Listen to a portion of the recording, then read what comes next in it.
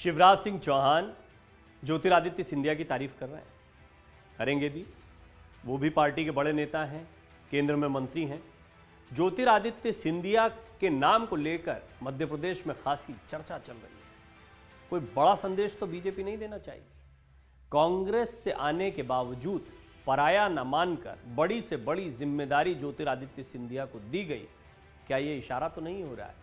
और क्या शिवराज सिंह चौहान की इस बात या अंदाज से यह बात समझ में आती है कि ज्योतिरादित्य को लेकर वो खुद भी क्या सोच रहे हैं? दरअसल मध्य प्रदेश में विधानसभा चुनाव से पहले मुख्यमंत्री शिवराज सिंह चौहान ने एक बड़ा बयान दिया है।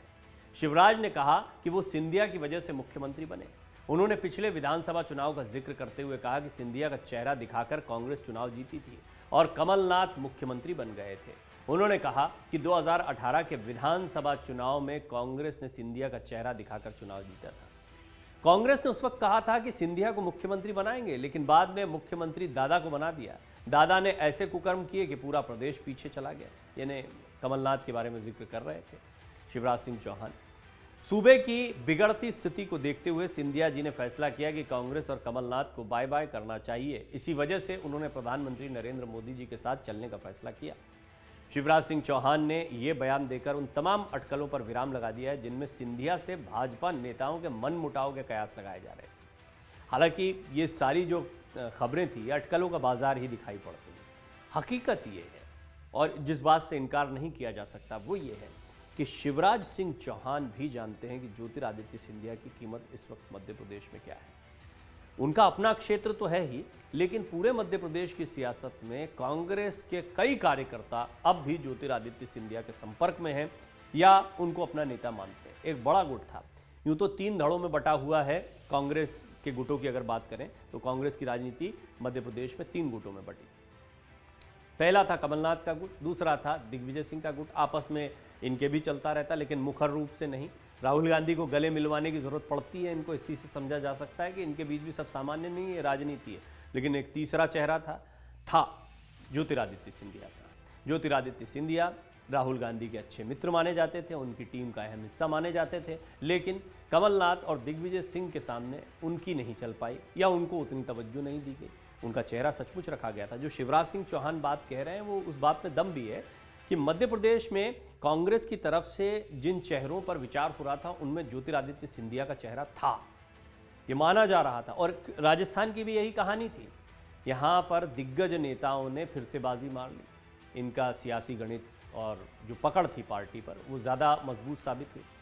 और राहुल गांधी के नज़दीक होने के बावजूद ज्योतिरादित्य और सचिन पायलट दोनों अभी तक वंचित रहे मुख्यमंत्री की कुर्सी से। तो ज्योतिरादित्य ने अपनी राह पकड़ ली।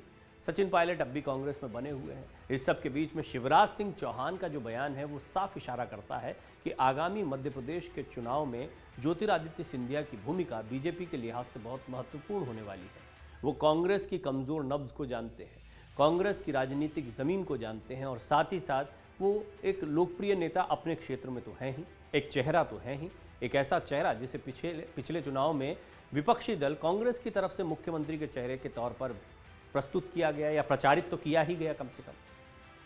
शिवराज सिंह चौहान ने इस बयान से संदेश दिया है कि आगामी विधानसभा चुनाव को लेकर भाजपा एकजुट है। इससे ये दूसरा मैसेज भी जाता है।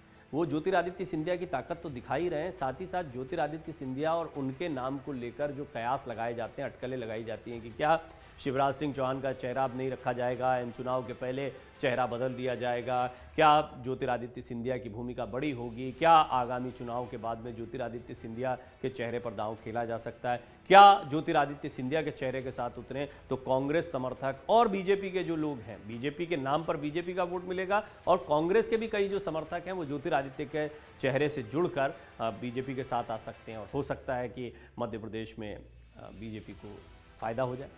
मुख्यमंत्री शिवराज सिंह चौहान और केंद्रीय नागर एवं विमानन मंत्री ज्योतिरादित्य सिंधिया बुधवार को रीवा में चोरहटा हवाई पट्टी में आयोजित कार्यक्रम के दौरान एयरपोर्ट का शिलान्यास कर रहे थे। लगभग 229 करोड़ 95 लाख रुपए की लागत से इस एयरपोर्ट को तैयार किया जाएगा। मुख्यमंत्री और केंद्रीय मंत्री ने 747 करोड़ 51 लाख के 32 विकास कार्यों का भी लोकार्पण और भूमि पूजन किया है। चुनावी वर्ष भी है मध्य प्रदेश में, इस बात को भी ध्यान रखें। शिवराज सिंह चौहान ने कहा कि विंध्य क्षेत्र ने तो मुझे सब कुछ दिया था, लेकिन सिंधिया को चेहरा बनाने के कारण हमारी सीटें कुछ कम रह गईं। कांग्रेस ने ज्योतिरादित्य सिंधिया का चेहरा दिखाकर वोट मांगा था, लेकिन मुख्यमंत्री कमलनाथ बना दिए गए। शिवराज सिंह चौहान ने यह भी कहा कि मैं सिंधिया की बदौलत ही मुख्यमंत्री बन पाया हूं। आज रीवा जिले की सभी 8 सीटों पर भाजपा का कब्जा है। साथ ही विंध्य की 23 सीटों में भी भाजपा ने जीत दर्ज की थी। कांग्रेस के बड़े बड़े दिग्गज चुनाव हार गए थे। आगामी विधानसभा चुनाव को लेकर शिवराज का यह बयान बेहद अहम माना जा रहा है। सिंधिया के चेहरे को मुख्यमंत्री के तौर पर रखकर कांग्रेस ने सीटें जीती थीं। शिवराज सिंह चौहान का बयान कितना अहम है, इस बात को समझिए। यानी कि बीजेपी यदि सिंधिया के चेहरे को रखे तो क्या चुनाव जीत सकती है। देखिए, बयानों के मायने बहुत निकलते हैं और नेता जो हैं वो जब भी कुछ कहते हैं तो बहुत सोच समझकर उनको बोलना पड़ता है, क्योंकि बाल की खाल निकलती है, बयानों के मतलब निकलते हैं। अब सिंधिया पर उन्होंने जो बयान दिया है, इसके कई राजनीतिक विश्लेषक अपने अपने मायने लगा रहे हैं और वो ये कह रहे हैं कि शिवराज सिंह चौहान भी जानते हैं ज्योतिरादित्य सिंधिया की मध्य प्रदेश में बीजेपी के लिहाज से बढ़ती लोकप्रियता। दरअसल केंद्रीय मंत्री ज्योतिरादित्य सिंधिया और मुख्यमंत्री शिवराज सिंह चौहान रीवा एयरपोर्ट निर्माण का भूमि पूजन करने आए थे। एयरपोर्ट निर्माण की कीमत हमने आपको बताई कि एक बड़ा प्रोजेक्ट है और इस प्रोजेक्ट की वजह से या स्थानीय लोगों में एक बड़ा इंप्रेशन जाएगा और ये क्षेत्र जो है पिछली बार बहुत महत्वपूर्ण साबित हुआ था कांग्रेस के लिहाज से और ज्योतिरादित्य सिंधिया यहाँ पर चेहरा थे। तो निश्चित तौर पर इस बार बीजेपी को लग रहा है कि ज्योतिरादित्य सिंधिया के चेहरे का फायदा इस क्षेत्र में बीजेपी को मिलेगा। हम आपको ये भी बता दें कि रीवा की सभी 8 सीटों पर भाजपा का कब्जा है। साथ ही विंध्य की 23 सीटों में भी भाजपा ने जीत दर्ज की थी, जबकि कांग्रेस के बड़े बड़े दिग्गज चुनाव हार गए थे। इस बात का जिक्र मुख्यमंत्री अक्सर चुनावी सभाओं में करते हैं। रीवा में मंच पर शिवराज सिंह चौहान के सामने केंद्रीय मंत्री ज्योतिरादित्य सिंधिया भी मौजूद थे। शिवराज सिंह चौहान और कमलनाथ पिछले कुछ दिनों से एक दूसरे से सवाल पर सवाल कर रहे हैं। कमलनाथ जहां शिवराज से उनके वादों पर सवाल पूछ रहे हैं, तो वहीं शिवराज कांग्रेस सरकार के 15 महीनों के कार्यकाल से जुड़े सवाल कर रहे हैं। बीते दिनों कमलनाथ ने शिवराज सिंह चौहान से अन्नपूर्णा योजना को लेकर सवाल किया था। तो कमलनाथ और शिवराज सिंह चौहान ये अपने अपने चेहरों को अभी भी सामने रख रहे हैं। अल्टीमेटली हार और जीत बहुत कुछ तय करने वाली है। देखिए, चुनाव में कोई भी समीकरण अंतिम नहीं होता है। ये बात तो समझ में आ गई कि कांग्रेस आलाकमान के चाहते हुए भी राजस्थान में सचिन पायलट मुख्यमंत्री नहीं बन पाए। इस सब के बावजूद इस बात से भी इनकार नहीं करना चाहिए कि आला कमान अगर चाहे तो ऐन मौके पर चेहरे को बदल सकता है, यदि उनके पास वो ताकत है, जैसे कि बीजेपी के पास फिलहाल एक पार्टी के तौर पर दिखाई देती है। कांग्रेस की वो स्थिति संगठन के तौर पर नहीं दिखाई देती है। काफ़ी बदलाव किए गए हैं। अब देखना होगा कि कांग्रेस की स्थिति मध्य प्रदेश में क्या रहने वाली है। कमलनाथ दिग्विजय सिंह की आपसी खींचतान के बीच में कांग्रेस कितनी मजबूती के साथ खड़ी रहेगी।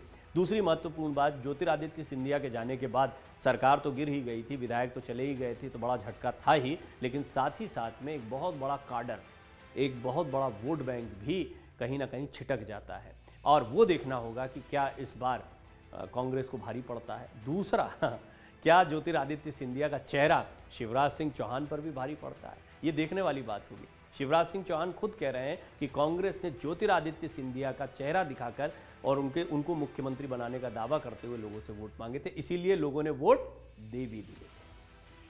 अगर आप ये वीडियो YouTube पर देख रहे हैं तो हमारे चैनल को सब्सक्राइब करें और बेल आइकन को दबाना ना भूलें। अगर आप Facebook पर ये वीडियो देख रहे हैं तो हमारे पेज को लाइक करें। डाउनलोड करें अमर उजाला ऐप और पाएं खबरें लगातार।